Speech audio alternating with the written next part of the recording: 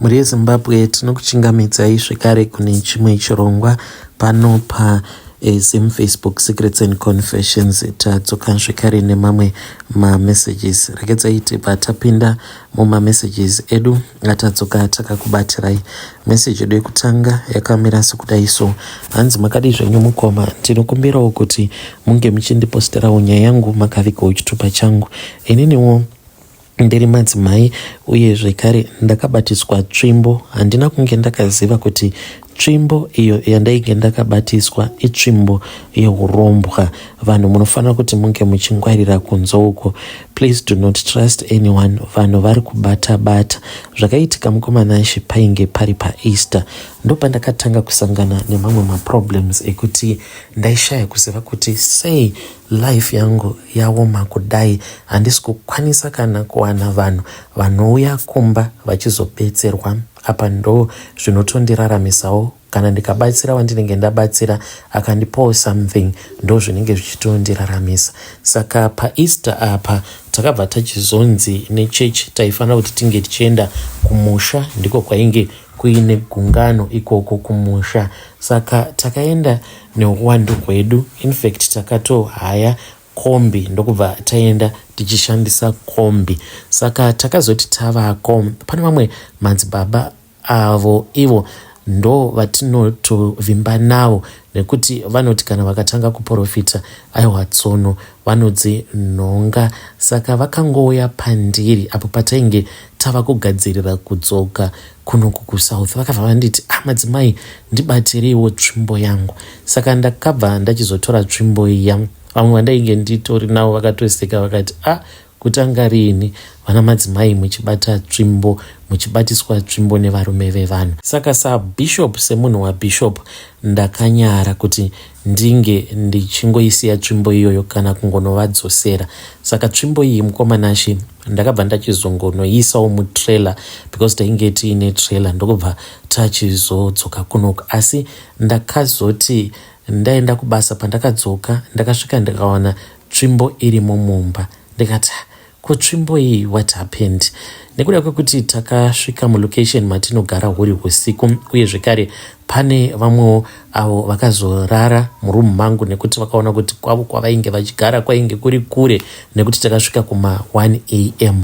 Saka pakunoburutswa kwezvinhu ndakangofungidzira kuti painge paine ainge aburutsa tsvimbo akangoisa mumba mangu, sezvo kubva tiri kuZimbabwe ndini ndainge ndangoibata tsvimbo iya. Saka ndakazoti madzibaba chiuyai mutore tsvimbo yenyu. Vakazoti ndichauya. Vakatomboenda kumba. Pavakazodzoka ndopavakadzoka vachitora tsvimbo yavo. Mukomana Ashi ndakatanga kurarwa nezvinhu zvandainge ndisingaoni. Ndaiwanzo kuti paya pandinenge ndakarara ndaingoti ndikangopepuka ndikatarisa mudenga ndaiona fesi yemunhu, but izvi zvaiitika like munhu ari kuhope. Sekunge ndapepuka but ndichiri kuhope, ndobva ndaona fesi yemunhu inenge yakanditarisa.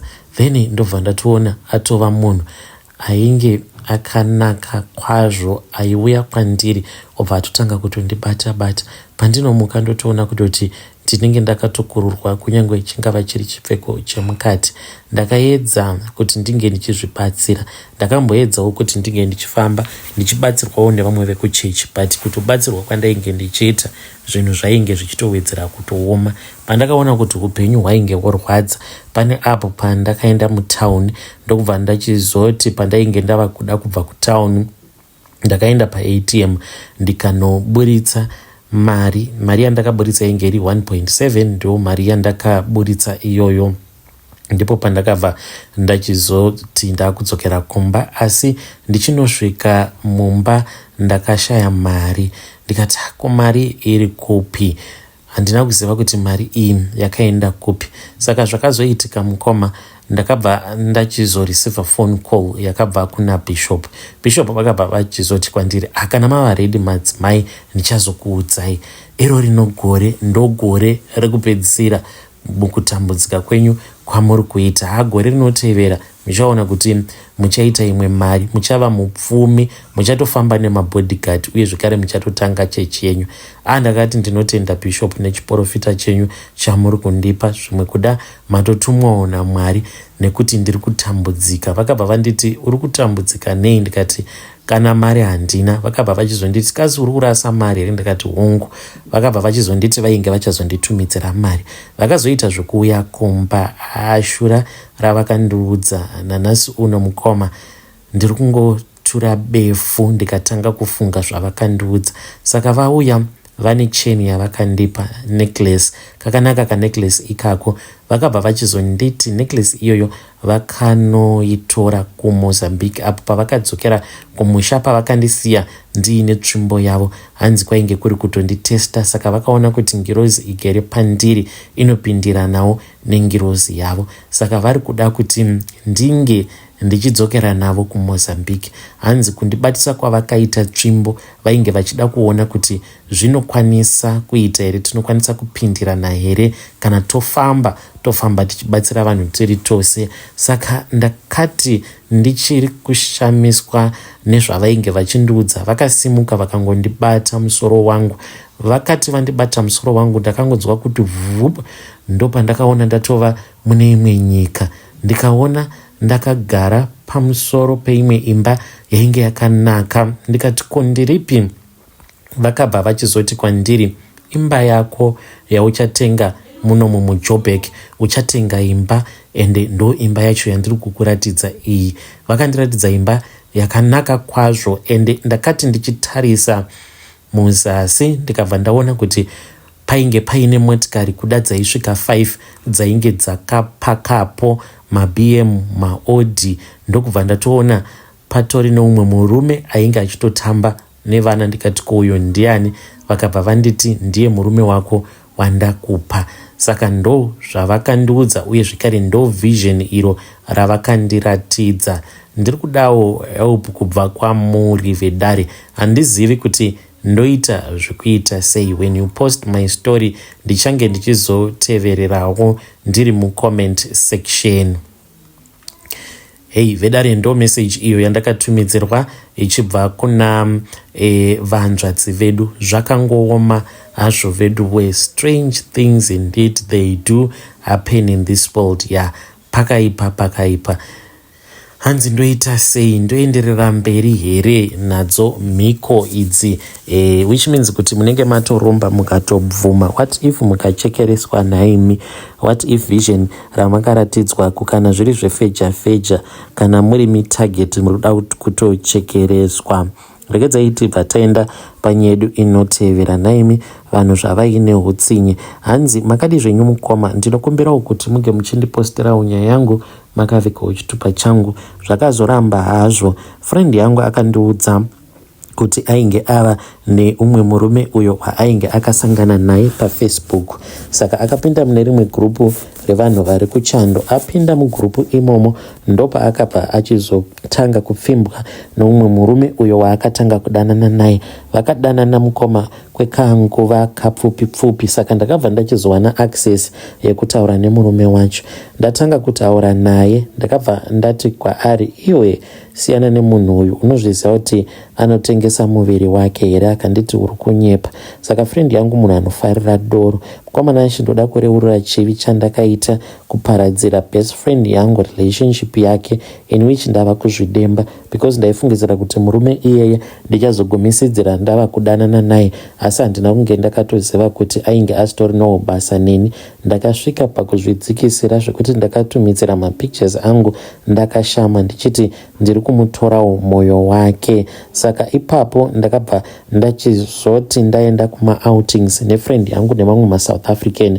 Munongomaziva maSouth African kuti kana vazvifunga they can go wild, ende vanoti kana vakaita wild video iroro rikaonekwa nemunhu asingazivi culture yemuno muSouth Africa, munokwanisa kutofungidzira kuti vanhu ava mahure vanga vatori pabasa. Saka takaenda tikanoita kabrai kedu kune kamwe kapark, and it's not even far from where we stay. Tasvika kuya ndokubva tichizotanga kuridza music tichitamba, ende ndini ndakatosarudza zvataifanira kuti tinge tichipfeka, ende ndakasarudza hembe dziya dzekuti unoita sekunge munhu asina hunhu kana munhu akakuona anenge asingakuzivi unhu hwako.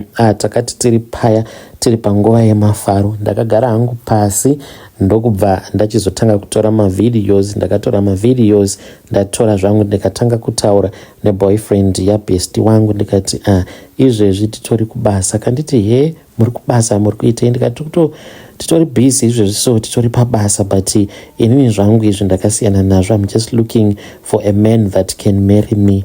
Saka akanditi send me proof please. Ndoba ndakatumidzira one time videos so that asazokwanisa kumasave. Ndikati please, no matter what, never tell my friend otherwise she will kill me. Iye anoita zvemishonga ende musatanisti wakatoita laki. Kunyange kutanga kutaura kwawakaita naye, do you think kuti it is normal kuti ungangoenda pafacebook wototanga kutotaura nevakadzi vemugroup ambonyanya kukosha chii chaizvo? Saka charufanira kuti unge uchiziva ndechekuti musatanist anga achitoda ropa rako. Akanditi you are not even serious. Ndikava ndati yes, I'm serious. Ndonyaya itoripo, munhu uyu musatanist. Saka akabva achizongomubloka. Friend yangu akangomuka achichema. Ndikati chi? Akanditi ndablokewa. Nechandablokerwa nditozivi. Ndikamuti tsvaka rimwe line apa. Ndainge ndakatomudza kuti kunyange akataura newe nerimwe line, iwe just make sure kuti you never tolerate her, because musatanist munhu uyu tinotoita zvekutochekeresa varume. So mukoma ndaifungidzirwa kuti achazoya kwandiri sezvo ndainge ndiri honest, but ndakazonyanya kuzvikanga mani, because apa ndakati ndiriwo hure, ndiri musatanist, obvious hapana paaizomboita interest neni. Saka ndokuzongodhakwawo kwazvakazongoita. Neniwo one day ndakazongoona ndatongoblokewawo pawhatsapp, ndikatoziva kutoti zvatodhakwa izvi. Ndiyo secret yangu iyo yandiinayo. When you post my story, please tell me. I'll be following through in the comment section. Vedari ndo message iyo yandakatumidzirwa ichibva kuna va100 vedu. Ngatizamei kuti tinge tichitaura navo va100 vedu mucomment section. Pakaipa aiwa makaita utsinye zvomukuda makatozvivharira laki pamwe shamwari yenyu ainge achazotoendawo kumheri kwemakungwa, ende aendawo kumheri kwemakungwa imiwo mozotevera. Asi hanzi ndakafungidzira kuti zvimwe kuda murume wacho ainge achazoda ini kudarika best friend yangu. Regedzai tibva taenda panyedu inotevera. Nyedu inotevera yakamira sekudai so. Hanzi makadi zvenyu mukoma, ndinokumbirawo kuti muke muchindiposterawo nyaya yangu makaviga chitupa changu. So ndine 39 years mukoma, uye zvekare ndine vana vangu 4. Vana vangu vekutanga ndakaita matwins. Kuti ma-DNA ndeyechokwadi, ino ndatova neconfusion. It is just that mari handina. Dai ndainge ndiine mari ndaikwanisa kudzokera zvekare ndonoita mamwe ma-DNA, because handina kugutsikana nekuda kwezvandakaudzwa. Saka kana kuina vana chiremba vanoteererawo chirongwa chenyu, please ngavandibatsire ndisati ndatambisa zvekare mari ndichiti ndiri kudzokera kuma-DNA. Zvakaitika mukomana ndezvekudai. Apo pandakasangana akazova murume wangu, ndainge ndagara ndiine boyfriend yangu. Saka ndakange ndava kuita bonde navo vose vari vaviri. Ndakabva ndachizoita confusion apo pandainge ndabatira pamuviri. Ndakabva ndachizoti sezvo ndainge ndabatira pamuviri, ndaifanira kuti ndige ndichizoita sarudzo. Ndakazosarudza murume uyo akazondiroora, because ndiye ainge aine a stable income, ainge achishandawo mugovernment. Umwe wandainge ndichidanana naye ainge asina kana stable income zvachose. So takati tichidanana kudaro mukomanashe, ndopa ndakaona kuti ndainge ndava nepamuviri. So it was something that I had to decide very fast. Ndikatotizira kune uyo wandakaona kuti aikwanisa kuzondichengeta. I then discovered kuti ndainge ndiine matwins, in which we then named rekai ndisataura zvakawanda. Saka vana vakazozvarwa mukoma. Fast forward, vana vazvarwa, ndakatanga kungoona kuti there is something that goes on. Secret imwe yandinoda kureurura zvimwe zvandakaita ndezvekuti mwana pane umwe mwana pakati pematwin uyo akazobuda achinzi haasi mwana wemurume wangu, which is very confusing sainzi dzacho, because vana ava matwins ndakavazvara vose panguva imwe chete, asi umwe ana baba vake umwe ana baba vake. Ndikafunga nezvazvo dzimwe nguva I feel like maybe I'm going crazy, kuti zvimwe kuda kuenda kwandakaita kumaDNA ndakangotambisa mari yangu. Pamwe vanhu vanozongobuda pamashow vanenge vari vanhu vanenge vakatengewa havo, because how is it possible kuti vana vaviri vanobuda vachinzi vana nababa vakasiyana? I can't even understand zvinhu zvakaitika. Saka ipapo mukomana kumashure ndisati ndatombofunga nezvemadNA, ndisati ndatomboziva kuti kune chinhu chinonzi DNA, pane mwana akamborwara akazobuda achinzi ndewaX mukomana wandakatanga kudanana naye. Arwara kudaro ndakaenda pane rimwe sowe, ndaenda pane rimwe sowe riri muno muDZ, then ndopandakabva ndachizoudzwa kuti mwana uyu ari kutsvakwa nemidzimu yake. Ndakabva ndachizoti zvino zvandigere mumusha mevanhu sei muchiti ari kutsvakwa nemidzimu yake. Vakabva vachizonditi kana muine wamunofungidzira kuti ndiye baba wevana ava munofanira kuti munge muchienda pamusha pavo mobva manonokora ivhu. Kana manokora ivhu iroro munofanira kuti munge muchirichengeta kwemazuva 3. Kana marichengeta munofanira kuti munge muchizoisa mvura yake yokunwa. Saka ndakabva ndachizoenda mukoma, ndakaenda ndikasvika pamba pevabereki vake. Lucky enough ndakasvika pasina vanhu, ndopandakanokora ivhu rangu rakawanda ndikabva ndaisa muchipepa bhegi ndikaisa mubhegi remwana, ndokubva ndadzokera kumba. Ndasvika kumba ndakaita minamato sezvandainge ndakadzidziswa kuti ndinge ndichiita after mazuva 3. Ndakabva ndachizoisa mumvura yevana yokunwa. Saka ndaisa mumvura yevana yokunwa, chakandishamisa mukoma ndechekuti uyu akapora, then umwe wacho akatanga kurwara. Ndikadzokera kwavari ndikati ndonyaya iripo, vakabva vanditi muri kufanira kuti munge muchidzokera zvekare. Kana madzokera munofanira kuti munge muchinokora ivhu makafuratira pamba pacho ipapo makatarisa kugedhi. Kana makafuratira saizvozvo munokotama mubva manokora ivhu. Kana manokora ivhu iroro ndora munofanira kuti munge muchizonwisa umwe wacho ari kurwara. Saka ndakazoita saizvozvo, vana vangu vose vari vaviri mukoma vakabva vachizopora. Kunyange mukukura havana kuzombogara vakasangana nemaproblems. Saka zvinhu zvaingonditya mumwoyo mangu kuti asi ipapo chii chakamboitika, sei zvakaitika saizvozvo. Ndakazoti ndakwanisa kushanda ndaunganidzawo kamari kangu, ndopandakabva ndachizosarudzawo kuti ndige ndichiita zvinhu zvangu in secret. Mukoma ndakaita sacrifice nekuti ndakaudzwa zvainge zvichidiwa.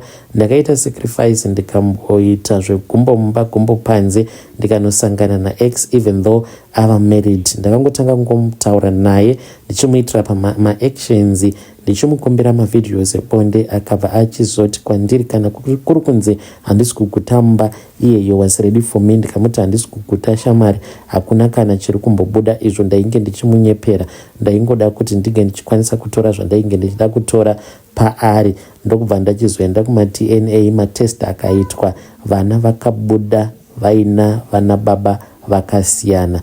I'm very confused, handizivi kuti ndobhilivha zvipi mukoma. Is it even possible kuti vana vanonzi matwins vobva vachizoita vana baba vakasiyana? Like how? Vana ava ndichavaudza sei? Ndichavati kudii? Nai mukoma nashe, ndo zvinondinetsa izvozvo mupfungwa dzangu. Hey vedare, ndo message iyo yandakatumidzirwa ichibva kuna vahanzvadzi vedu. Ngatizamei kuti tinge tichitaura navo vahanzvadzi vedu mucomment section. Pakaipa ya zvakangooma hazvo vedu we. Regedzai tibva taenda panyaya yedu inotevera. Nyaya yedu inotevera yakamira sekudai. Hanzi mukoma nashi makadii zvenyu? Ndinokumbirawo kuti munge muchindiposterawo nyaya yangu makavikawo chitupa changu. Isuwo tiri kunetswa nemweya wengozi vedu weka. Kana kuri kunzi mumhuri munenge muine munhu anenge achiita zvechikorokoza, munofanira kuti mungogara muchidzifambira nyaya dzacho, because vakomana ava vanoita zvechikorokoza havana nguva yekutamba, vanouraya, ende vazhinji vari kuparira madzinza avo. Muchiona vana veZimbabwe vachitambura kudai, so zvimwe zvacho kune vamwe vanenge vachiti pavanenge vari kumakomba basa rinenge riri rekuponda. Saka tinewo mwana wemudzinza uyo akaponda musoja, akamurova nepiki vachirwira girlfriend, akamurova nepiki mumusoro.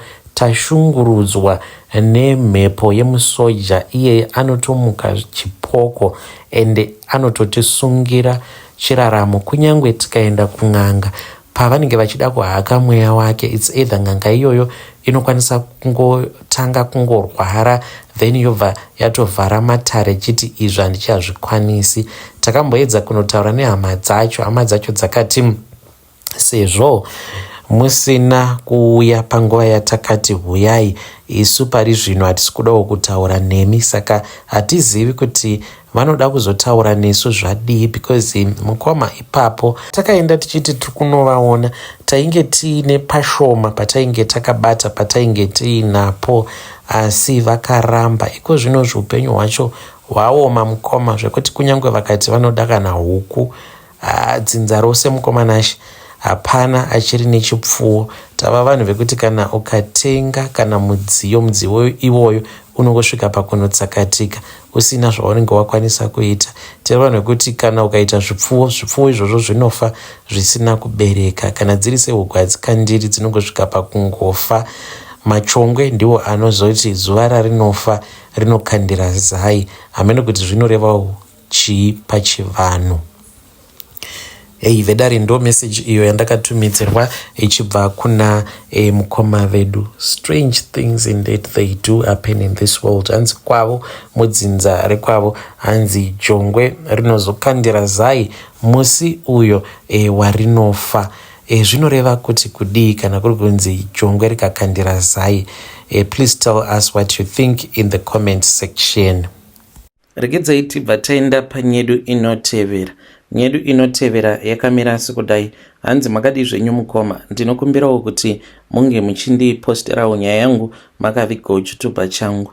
Ininiwo mukoma nashi ndiri murume uye zvekare ndine makore 36 years ekuberekwa. Ndine confession yangu itestimony, handizivi kana ichiita kuti munge muchizoiposta. Zvimwe kuda inokwanisa kubatsirawo vamwe vanhu kunze uko, even though kunyangwe takazotsanya semhuri, but handisi hangu mupfumi uye zvekare ropafadzwa uko kwandakaitwa naMwari kune vamwe vanhu chinokwanisa kuita sekunge chinhu chisina basa, but kwandiri mukoma uye zvekare semhuri takatofara nekuda kwekuti ndini wekutanga mudzinza kutorawo chitupa. Saka kutora kwandakazoita chitupa kwakabva kwachizovhurira vamwe vose. Ndine vamwe vana bankuru vangu avo vakazotora zvitupa kumashure kwangu. Vana bankuru ava vainge vatova kuma 60 something years kwava kuchizotanga kufamba vachida kutorawo mabirth certificate, asi akatanga mudzinza kwanisa kutorawo chitupa ndini, ende zvainge zvisiri nyore. So once there was a breakthrough, vamwe vose vakazotevera kumashure zvainge zviri nyore. Izvi ndo zvakaitika mukoma apo pandainge ndiine 16 years. Ndainge ndakatadza kunyora grade 7 and I dropped out of school. Kunyangwe hangu ndainge ndava kuenda kucollege, but yaingova nyaya yekungoendawo kucollege kubva form 1 kusvika form 4, because my private college havarambi zvavo, asi kuzonyora manje O level unenge usingakwanise kuti unge uchizonyora O level. Saka ipapo apo pandainge ndava ne16 years ndainge ndava neshungu dzekuti ndinoda kunyora O level, uye zvekare amai vangu vaiva neshungu dzekuti mwana aifanira kuti ange achizokwanisa kunyora O level. Amai vangu vainge vasinawo chitupa, ameno kuti ndo zvinoita madhimoni acho enhamo here kuti munotongokonekta muri vaviri, kuti baba vainge vasina chitupa, amai vangu vainge vasinawo chitupa, vasina birth certificate. Birth ramai rainzi rainge rakatsvira mumba, asi kuti vange vachiwana rimwe birth certificate zvainge zvichinetsa. Saka ipapo nekuda kwekuti ndainge ndava kudawo kunyora O level, amai ndipo pavakabva vachizoti sezvo vainge vava kushanda, vakati vainge vachida kuti ndinge ndichitora birth mukwamanashi matambudziko atakasangana nawo kuzosvika ndichizoribata birth certificate mumaoko zvakaoma. Ndakatorerawo chitupa paHighfields but zvainge zvisiri nyore. Ndakasangana nematambudziko akasiyana siyana. Dzimwe nguva ndaikwanisa kutoti kana ndikanzi chimboenda nekuti vabereki vangu vakasvikawo pakuneta because taienda each and every day tichida kuzama kuti ndinge ndichikwanisa kuwana birth certificate. Saka ndakazotoita zvekutozotoreswa birth certificate nevamwe vekuvillage kwedu vakazotongondibatsira through sabhuku. Apa mari paingoshanda mari, zvinhu zvacho zvisingafambi zvachose. Ndakatombonzi ndainge ndisiri wemuZimbabwe, asi nenyasha dzaMwari ndakazosvika pakuriwana birth certificate. Ndariwana birth certificate iroro mukoma pakaitika chimwe chiitiko chakatishamisa semhuri. Birth certificate iri takazoriwana rakaturikwa mumuti. Ndine kamwe kahanzvadzi kangu kalast born kemumhuri akati achitamba ari panze. Ndabva mukutora birth certificate sechinhu chainge chiri chinhu chainge chisina kumbogara chakaitika mumhuri.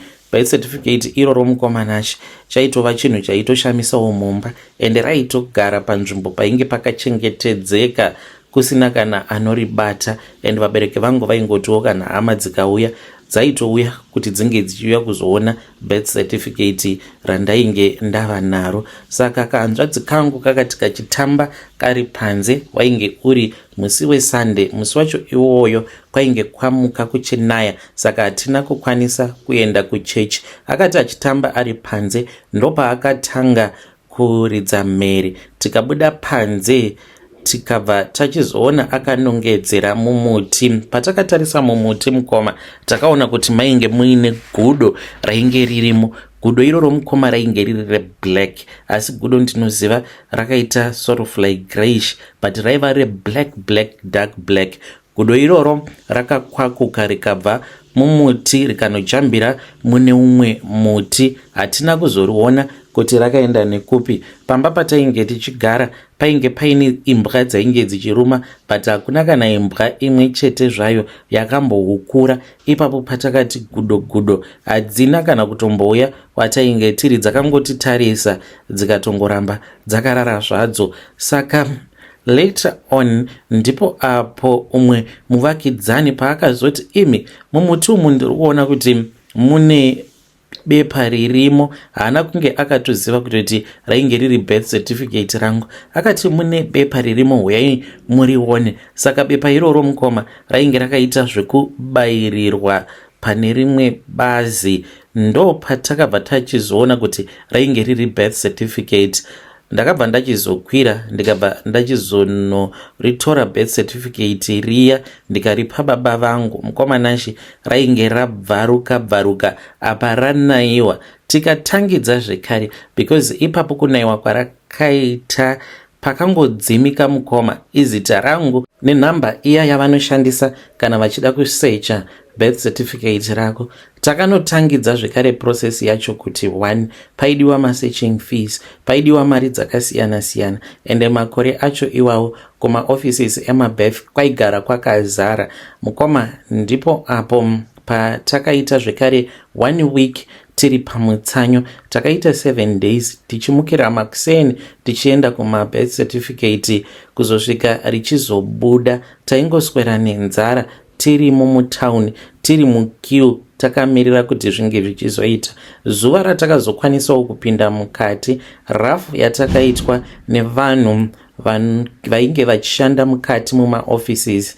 Kana kuine munhu anoshanda mumaoffices ehurumende ekuti unenge uchidhila nevanhu, you have to be nice nguva dzose, nekuti ipo paya vamwe vanhu pavanenge vachitouya kuzotongotorawo chinhu chakaita sechitupa kuno umwe munhu inenge itori breakthrough. Saka dzimwe nguva iwewe unokwanisa kuzotogarwa kana nedzimwe mhepo dzinenge dzisingatode kutoti breakthrough iyoyo inge ichiitika. Saka kana uri munhu anonamata nguva dzose apo paunenge uchibatsira vanhu, ziva kuti kunenge kutori nevamwe vanhu vanenge vachitona sekunge chitupa kana birth certificate inenge itoriwo miracle kwaari. So make sure kuti you won't be the one anozoshandiswa naSatani kuitira kuti miracle iyoyo isazoitika. Ipapo mukomanashi tainge tichibatwa rafu nevanhu vainge vachitibatsira. Amai vangu vakatombodzingwa panze vakati koimi muri kutsvakei, nekuti hamusirimi muberekika wemwana uyu, because ndainge ndichitoiswa birth certificate nevasiri amai vangu. Saka dzinza redu mukoma umwe neumwe anotongoshandisa seineme isiri yake, but tinoda kungotenda Mwari nekuda kwezvakaitika mudzinza. Saka mushure mekunge ndakwanisa kutora birth certificate, ndakazoaplya chitupa paHighfields painge pachitorerwa zvitupa. Ndakachiona mukoma paya paHighfields painge pachitorerwa zvitupa, vanhu vaitogarapo kwemazuva nemazuva kuti unge uchikwanisa kuzonzi watorawo chitupa.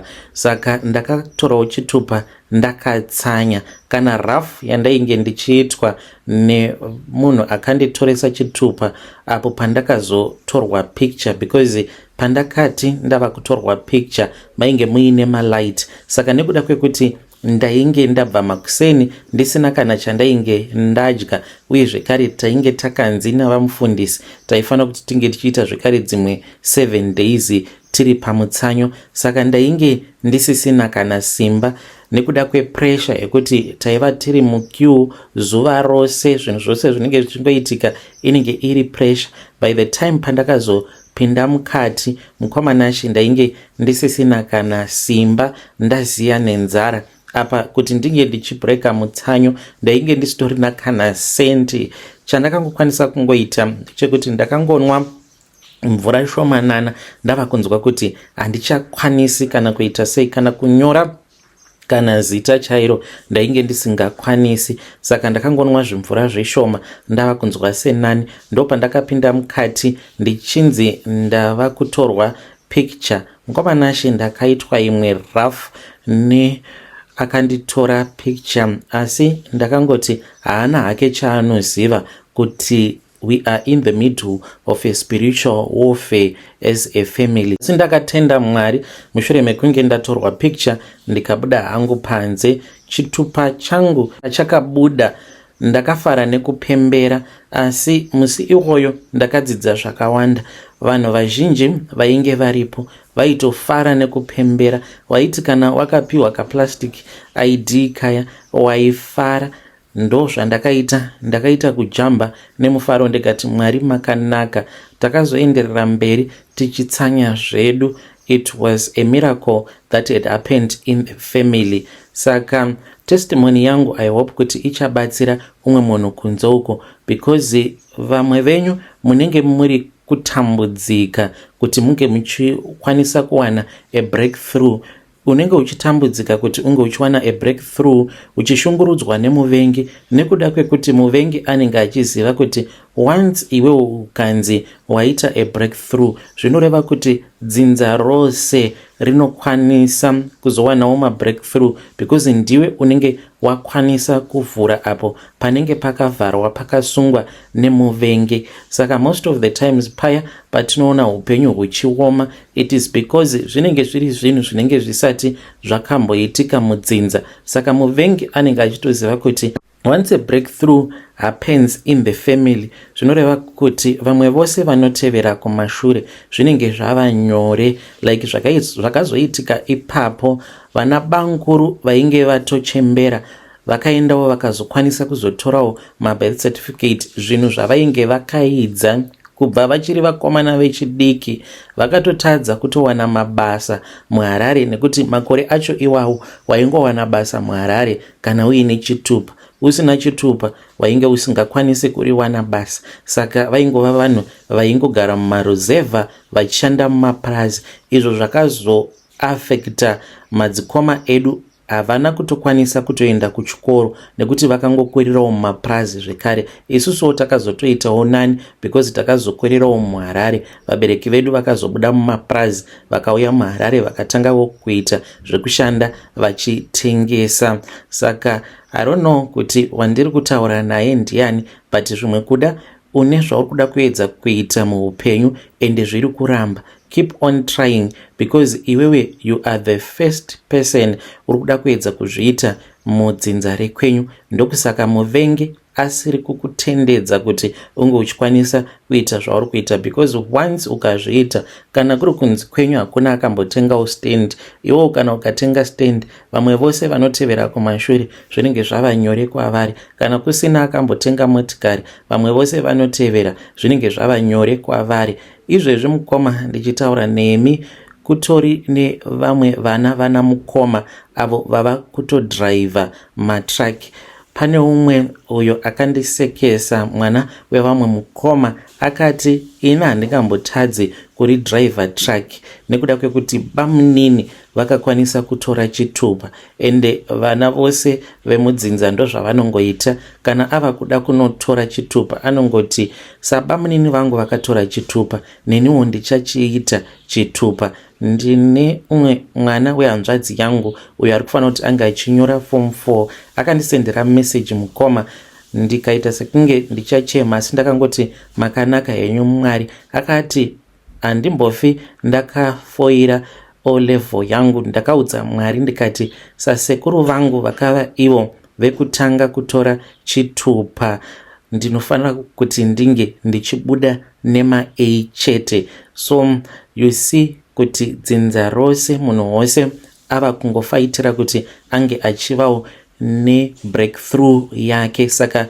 ndo zvinenge zvisingadiwi nemuvengi. I know kuti testimony yangu kune vamwe vanhu inoita sekunge testimony inenge isina basa, because chitupa kune vamwe vanhu vanenge vakatora zvitupa nyore, you won't see it as a miracle, but I hope kuti zvichabatsira umwe munhu kunzouko. Kana ichiita kuti munge muchiiposta nyaya, hapana problem, munokwanisa kuiposta muzondiudzawo ndinge ndichizokwanisa kuverengawo macomments evamwe mucomment section. Hey, vedare ndo message iyo yandakatumidzerwa ichibva kuna mukoma vedu avo. What a great testimony. Let us talk about this in the comment section. And the reason why uri kutadza kuita breakthrough, it is because that breakthrough ichaunza mamwe mabreakthrough akawanda mudzinza rekwenyu. Saka hanzi muvengi anotozviziva, and the devil is going to fight against you so that you can fail. Once you fail, it means kuti vamwe vose vanotevera kumashure vanongotiwo vakada kuzviedzawo, vanongoti asi sekuru vakambozviedza zvikaramba, mamunini kana kuti banguru kana kuti sisi vakambozviedza zvikaramba, inini ndingazozvigona. But hanzi kana mudzinza muine anenge akazviitawo, which means kuti vamwe vose vanozotevererawo kumashure, it will be easy for them kuti vange vachizozviita. So let us talk about this in the comment section.